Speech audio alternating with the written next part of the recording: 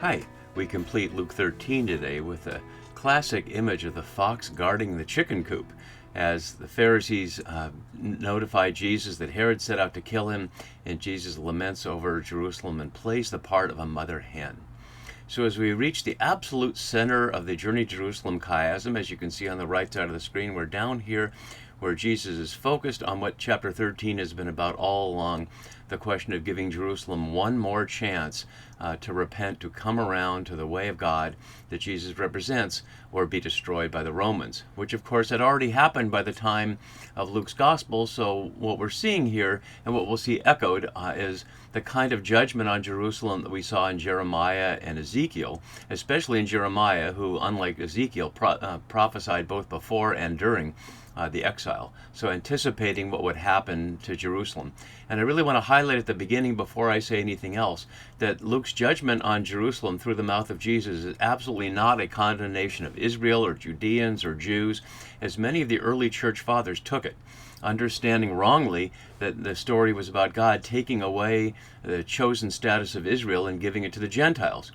That kind of schema has nothing whatsoever to do with the New Testament, but everything to do with the pressure on an early new religion called Christianity in a Roman Empire that was very suspicious of new things and needed to attach itself to the tradition of Israel in order to not be condemned by Rome.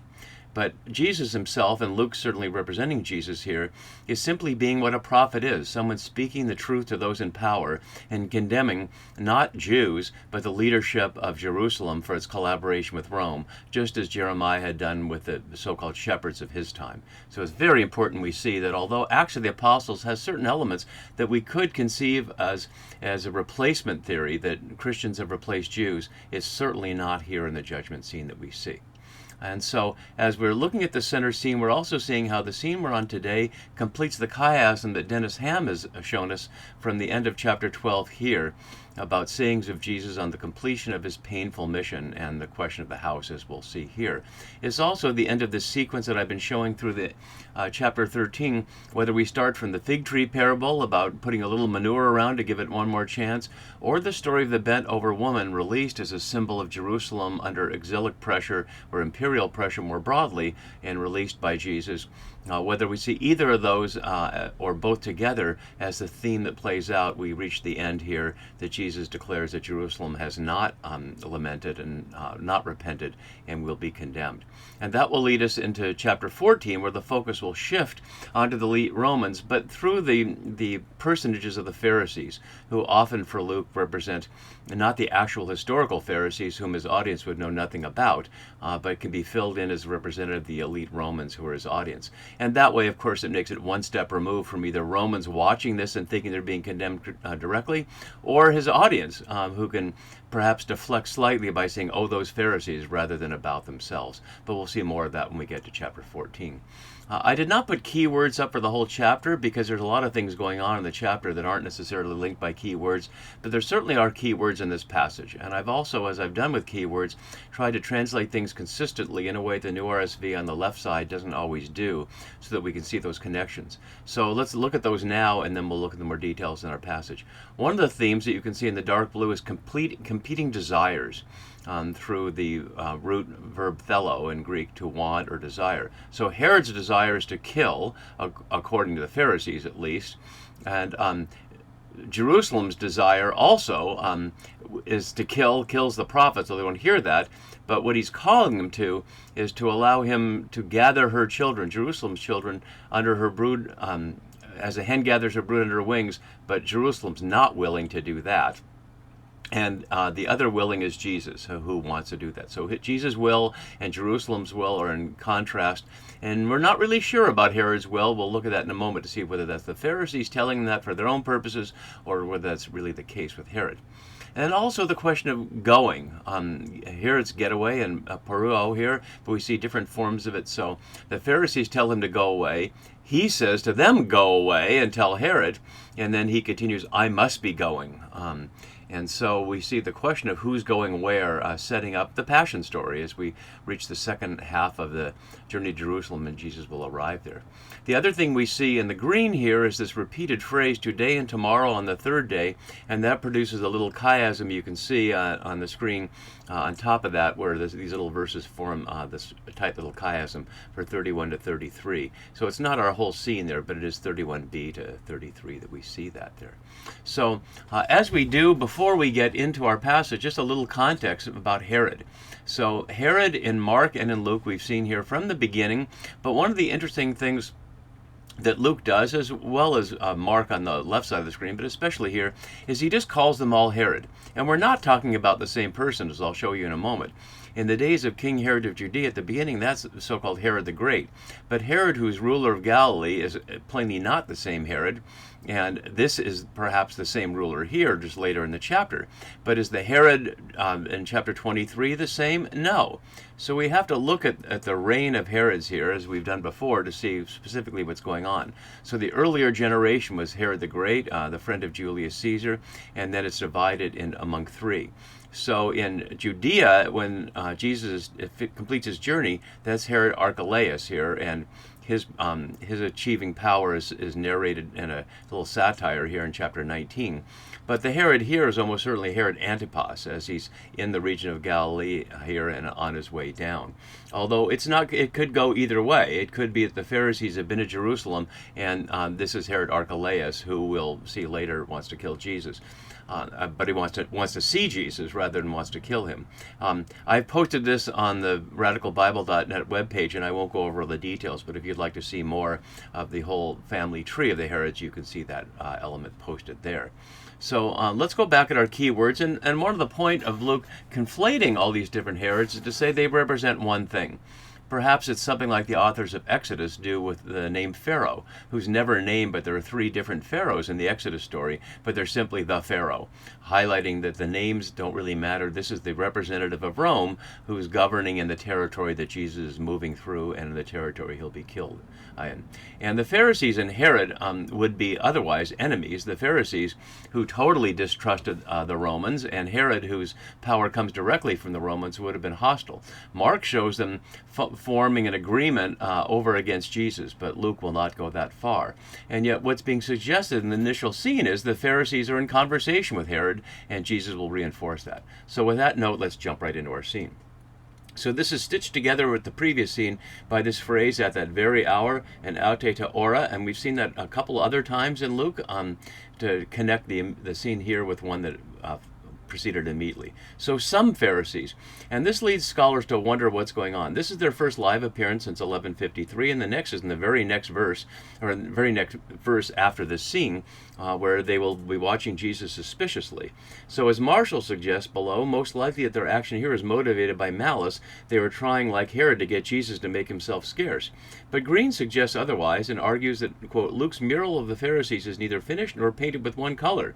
As he notes, the speakers are only some, not all of the Pharisees, and we'll see way later in Acts 21, as you can see, those who warned Paul against going to Jerusalem in order to avoid persecution. And of course, Paul himself describes himself as a Pharisee, not only in Luke's writing in Acts, but also in his own writings. So that's the one fact we know about him, at least according to himself, that he shared in that. So Paul should certainly be someone that the Pharisees would identify with, as opposed to the Sadducees. And he claims to be a Pharisee when he's not on trial, but when he's in custody in Jerusalem, and that he's on trial for believing in the promises made to the Pharisees and their ancestors, which is to say resurrection. So some Pharisees came and said to him, "Get away from here, for Herod wants to kill you." That's recalling and explaining 9:9. Let's go back to that here. Herod said, "John I beheaded, but who is this about whom I hear such things?" And he tried to see him. And again, we have to wonder, is that the same Herod that the Pharisees are referring to? It's certainly one character in the story, if not one person, historically. As Sullivan notes on the juxtaposition of Pilate at the beginning of the chapter and Herod here, suggesting this is anticipating the Passion story in the connection with Psalm 2, where the kings represent Herod and the rulers represent Pilate. We'll look at that more closely when we get to the Passion story, but it is an interesting thing that our chapter starts with Pilate mingling the blood of people with their sacrifices, and then Herod who wants to kill. So framed by Romans wanting to kill one way or another. And we already saw that was his desire, and we saw that this word is the same word here. It's not the same word here. I could have translated it differently, for a prophet to be ruined or destroyed outside of Jerusalem rather than killed. So that could be wide enough to mean their reputation as well as their physical body, but we'll get there in a minute. So they say he wants to kill you, and he says to them, "Go and tell that fox for me." And that's led to numerous questions among people about what foxes are associated with, and there's a range of views. Fitzmyer suggests it's an epithet for a crafty or sly person in both classical and Hellenistic Greek. But in the Song of Songs, as you can see below, it's a positive thing. We can look at it there just for a moment. You can see, "Catch us the foxes, the little foxes that ruin the vineyards, for our vineyards are in blossom." It's not exactly positive, they're ruining the vineyard, but they're suggesting they're being playful amongst the love between the man and the woman in springtime.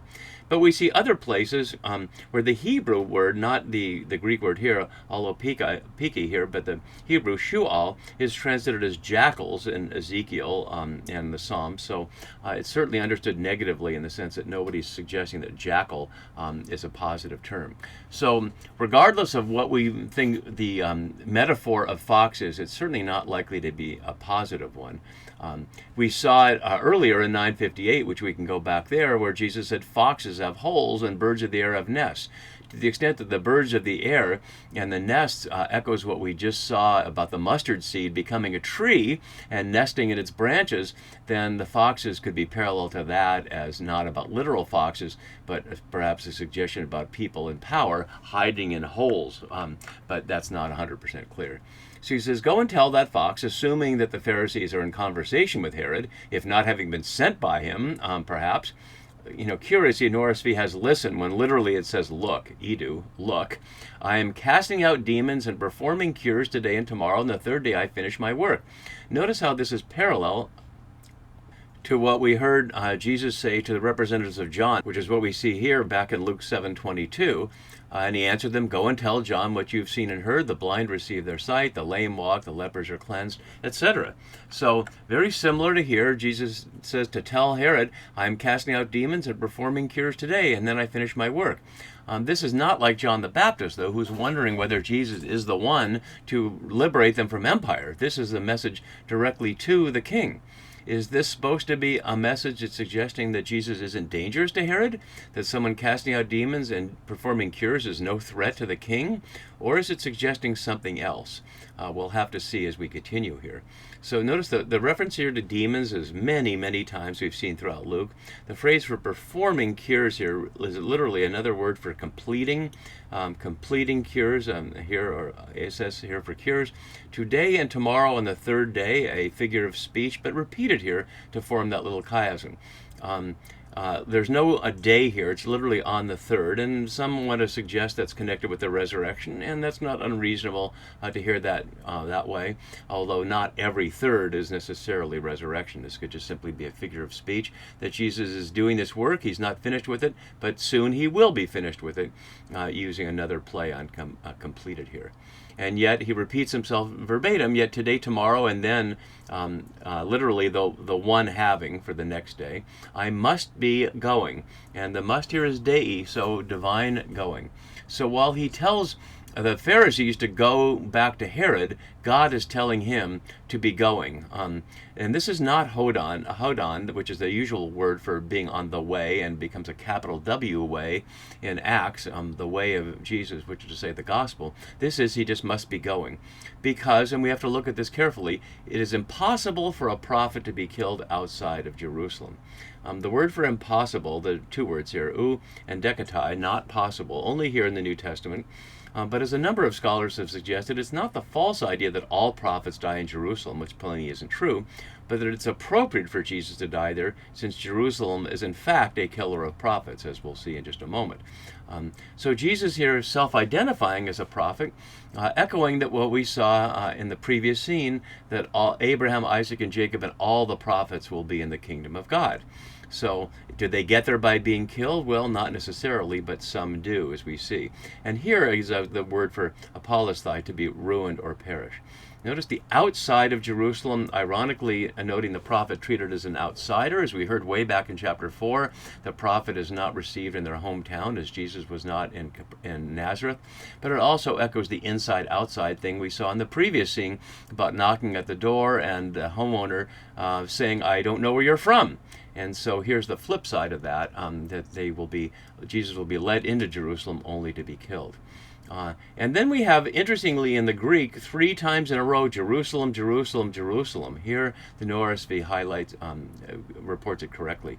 On my note below, you can see the death of prophets that are associated with Jerusalem in particular. This Uriah, this is not the same as Bathsheba's wife Uriah, and the attempt on Jeremiah's life here, and then Zechariah in 2 Chronicles, the end of 2 Chronicles, which echoes what we saw earlier about the question of people being sent to Jerusalem and them killing them all. So to see that, let's go back to 11:49 and 50, where we saw that earlier. Therefore, also Jesus says, the wisdom of God said, I will send them prophets and apostles, some of whom they will kill and persecute. So this generation may be charged with the blood of all the prophets shed, from the blood of Abel to the blood of Zechariah. And so we heard that earlier in chapter 11, and now that we're at the center of the chiasm, we hear that again here. So Jerusalem, Jerusalem, echoing the doubling we'd hear from people like Abraham and Moses and Absalom, in the note below you can see, and also the earlier judgment on the cities we saw back in chapter 10. Even though Jesus wasn't in those cities, he's not in this city either. So Jerusalem, Jerusalem, defining it this way: the city that kills the prophets and stones those who were sent to it. Of all the titles for Jerusalem, the holy city, the bride, the many different beautiful, wonderful, hopeful images throughout the prophets, this is rendering Jerusalem as simply another of what we hear in the book of Revelation as the great city, which is to say the presence of empire. And it's not so much that Jerusalem is doing it on its own, it's doing it because of the authority it has is not from God, but from Rome, from empire, and ultimately, in Luke's vision, from Satan, aka the devil.